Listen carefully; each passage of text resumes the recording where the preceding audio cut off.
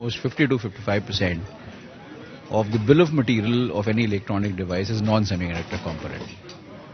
And it needs some handholding, it needs some support from the government. And that's how the thought process and the concept of ECMS has started. And thanks to the ministry, it has been a very collaborative process. And they have covered the whole gambit of non-semiconductor electronic components. I'm very sure that many domestic and global entrepreneurs are going to look and participate in this scheme. We from Dixon are definitely looking at participating in 3-4 product categories. Our project for display modules has already been rolled out.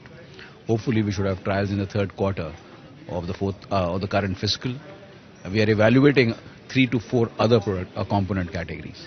So for us, it's a very important as far as Dixon's strategy is concerned. Sir, I think one of the government officials was also mentioning the fact that this is coming in at the right time, at an opportune time, given the geopolitical developments that we're seeing. Do you want to throw a bit more light on that, given the fact that you are from the industry, and of course, you just mentioned that there is a lot of global interest as far as investing into India is concerned?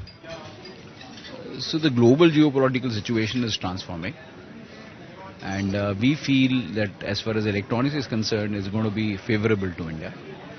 And this particular ECSMS schemes definitely helps in building that direction. So one has to wait and watch. But deep inside me, I have this sense that it's positive for India. And ECMS is definitely an extremely important building block in deepening and strengthening India's competitiveness in overall electronics domain. What is the kind of capacity expansion with respect to the scheme that you're looking at, especially for your company, which is, been a leader, especially as far as the electronics segment is? So across various product categories, we have a large market share. Let's say mobiles or televisions, and now we're setting up a large campus for IT products. So telecom devices. So initially, this foray of ours into components in ECMS is going to be for captive consumption.